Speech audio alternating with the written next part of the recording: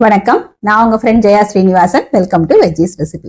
இன்னைக்கு நம்ம veggies recipe கிச்சன்ல ஒரு அட்ஜஸ்ட்மெண்ட் சமையல், அதாவது ரசப்பொடியே சேர்க்காத ஒரு ரசம். அந்த ரசத்துக்காக நம்ம எதுவும் வறுக்கணும் அரைக்கணும் அந்த மாதிரி வேலையே இல்லை. ரசப்பொடியே வேண்டாம், ஆனா டேஸ்டியான ரசம் ரொம்ப குவிக்காவும் ஆயிடும். அதுக்கு தொட்டுக்கிறதுக்கு கொத்தவரங்காய் பருப்பூசிலி. பருப்பூசிலி அப்படின்னா எப்பயும் நம்ம பருப்புலாம் ஊற வச்சு அரைச்சி அது வேக வச்சு உதுத்துலாம் போடுவோம் இல்லையா, அந்த மாதிரி பண்ணாம அதுலயும் ஒரு சின்ன அட்ஜஸ்ட்மெண்ட்.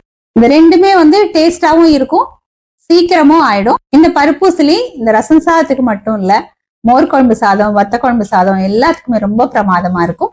ஃபர்ஸ்ட் டைம் சேனலை பாக்குறீங்கன்னா ப்ளீஸ் சப்ஸ்கிரைப் பண்ணுங்க. பெல் ஐகானை கிளிக் பண்ணி ஆல் ஆப்ஷன் கொடுத்துட்டீங்கன்னா நான் போடக்கூடிய எல்லா வீடியோஸும் குவிக்கா உங்களுக்கு ரீச் ஆகும். வாங்க, இந்த ரசப்பொடியே சேர்க்காத ஒரு ரசமும் சின்ன அட்ஜஸ்ட்மெண்ட் பண்ணி டேஸ்டியான கொத்தவரங்காய் பருப்பூசிலியும் குவிக்கா எப்படி பண்றதுன்னு பார்க்கலாம். சின்ன நெல்லிக்காய் அளவுக்கு புளியை நல்லா வாஷ் பண்ணிட்டு ஊற வச்சுட்டு புளிஜலம் நம்ம கரைச்சி எடுத்துக்கணும். 2 டேபிள் ஸ்பூன் துவரம்பருப்பு, இதை நல்லா வாஷ் பண்ணிட்டு அரை மணி நேரம் ஊற வச்சுக்கலாம். அதுக்கப்புறம் குக்கர்ல 3-4 விசில் வர வரைக்கும் நல்லா குழைய வேக வச்சு எடுத்துப்போம். ரசம் பண்றதுக்கு ஒரு பாத்திரம் எடுத்துட்டு இருக்கேன். இதில் ரஃபா கட் பண்ண 2 தக்காளி, ஒரு பச்சை மிளகாய் இது போல ஸ்லிப் பண்ணி சேர்த்துக்கலாம். கொஞ்சம் கொத்தமல்லி, கறிவேப்பிலை, 1/4 டீஸ்பூன் மஞ்சள் பொடி, 1/4 டீஸ்பூன் பெருங்காயம், ரசத்துக்கு தேவையான அளவு உப்பு, 2 காஞ்ச மிளகாய். இது இந்த மாதிரி சின்ன சின்னதா நம்ம பிச்சு போட்டுக்கலாம். இந்த ரசத்துக்கு நம்ம ரசப்பொடி எதுவும் சேர்க்க மாட்டோம். இந்த பச்சை மிளகா, காஞ்ச மிளகா இந்த காரம் தான். இது கையாலேயே நல்லா மசிச்சு விட்டுக்கலாம். பாருங்க, கையாலேயே நல்லா மசிச்சு விட்டுட்டேன். இதுல நம்ம கரைச்சி வச்சிருக்கிற புளிஜலத்தை சேர்த்துடலாம்.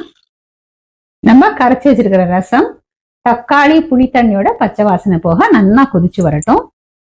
ரசம் பாருங்க, புளி தக்காளியோட பச்சை வாசனை போக நல்லா கொதிச்சு எடுத்து நம்ம வேக வச்சு வச்சிருக்கிற பருப்பு ஜலத்தை விட்டுடலாம். ரசம் இனி கொதிக்க கூடாது, நல்லா நுரைச்சி வரணும். ஸ்டவ் ஃப்ளேமை நம்ம சிம்ல வச்சுப்போம்.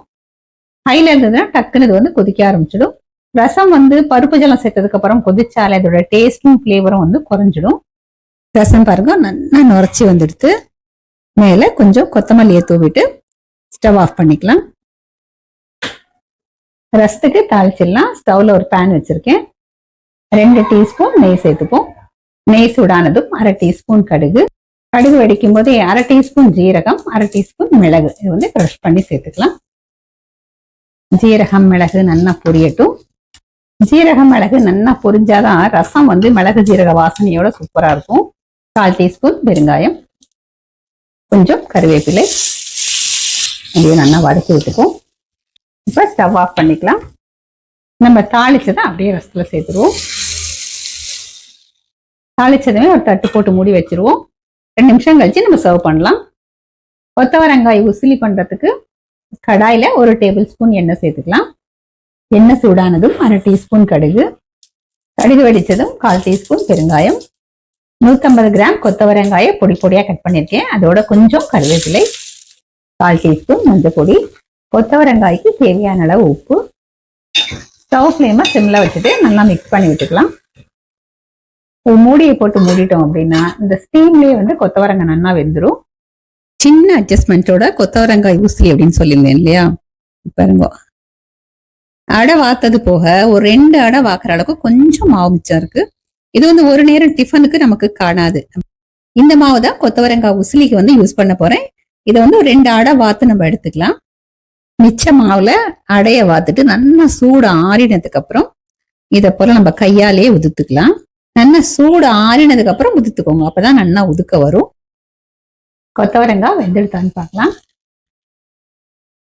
கொத்தவரங்காய் பாருங்க நல்லா வதங்கிடுத்து. இதுல நம்ம உதுத்து வச்சிருக்கிற அடையை சேர்த்துடலாம். இதை நல்லா மிக்ஸ் பண்ணி விட்டுப்போம். அடையிலேயே உப்பு காரம் எல்லாமே இருக்கு அப்படிங்கறனால எக்ஸ்ட்ராவா எதுவும் சேர்க்க வேண்டியதில்லை. நம்ம கொத்தவரங்காய்க்கு கொஞ்சமா உப்பு ஆல்ரெடி சேர்த்துட்டோம். ஒரு மூடியை போட்டு மூடிடுவோம். ஸ்டவ் ஆஃப் பண்ணிக்கலாம். ஒரு 2 நிமிஷம் கழிச்சு நம்ம சர்விங் பவுலுக்கு மாத்திப்போம். இப்படி மூடி வச்சிட்டோம்னா நம்ம உதுத்து விட்டுருக்கோம் இல்லையா, அந்த அடையும் கொஞ்சம் நல்லா சாஃப்டா கொத்தவரங்காயோட சேர்ந்துட்டு நல்லா இருக்கும். ரசம் கொத்தவரங்காய் பருப்பு ரெண்டுமே குவிக்கா ரெடி ஆயிடுது. ரசம் அப்படியே மணக்கிறது. நம்ம இப்ப டேஸ்ட் பண்ணி பார்த்துடலாம். ஆனா சூடான சாதத்துல கொஞ்சம் நெய் விட்டு நல்லா பிசைஞ்சு எடுத்து ரசத்தை விட்டு சாப்பிட்டோம்னா பிரமாதமா இருக்கும்.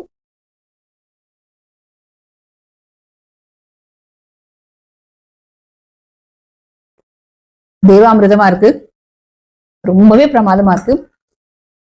நம்ம ரசப்பொடியே சேர்க்கல அப்படின்னா கூட நம்ம சேர்த்திருக்கிற பச்சை மிளகா, காஞ்ச மிளகா, கடைசியா நெய்யில ஜீரகம், மிளகு தாளிச்சோம் இல்லையா, அதோட காரம் எல்லாம் சேர்ந்து கரெக்டா இருக்கு. ரசப்பொடி எனக்கா தீர்ந்துடுச்சுனாலும் நம்ம டக்குன்னு பண்ணிக்கலாம். சும்மாவே குடிக்கிறது கூட தொண்டைக்கு ரொம்ப இதமா நல்ல டேஸ்டா இருக்கு. கொத்தவரங்காய் பருப்பூசலி பார்த்தேன் அப்படின்னா நான் அடை பண்ணியிருந்தேன். எல்லா ராத்திலையும் நடக்கிறதுதான். கடைசியா வந்து ஒரு 2 கரண்டி மட்டும் மாவு மிச்சம்.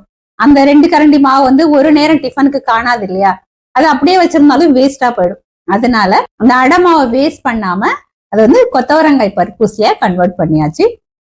இப்ப நம்ம பருப்பூசலியை டேஸ்ட் பண்ணி பார்க்கலாம்.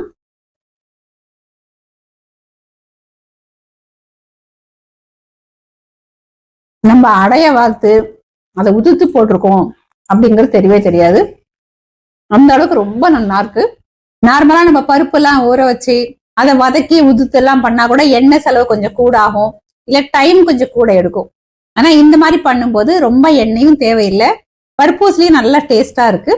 கொத்தவரங்காய் அப்படின்னே இல்லை, உசிலி பண்ணுவோம் இல்லையா, வேற எந்த காய்கறி இருந்தாலும் இதை போல நம்ம அடமாவு மிச்சம் இருந்தா உசிலி பண்ணிக்கலாம். நம்ம நார்மலா பண்ற உசிலியோட கூட இது டேஸ்டா இருக்கும். மிச்சமான அடமாவு வந்து வேஸ்ட் ஆக்காம இதை போல பருப்பூசலியும் பண்ணலாம். ரசப்பொடி இல்ல அப்படின்னு யோசிக்க வேண்டியதுல இதை போல ரசமும் பண்ணலாம். இதே மாதிரி இதே மெத்தட்ல இதே அளவுகளோட இந்த ரசமும் பருப்பூசலியும் நீங்க ட்ரை பண்ணி பாருங்க.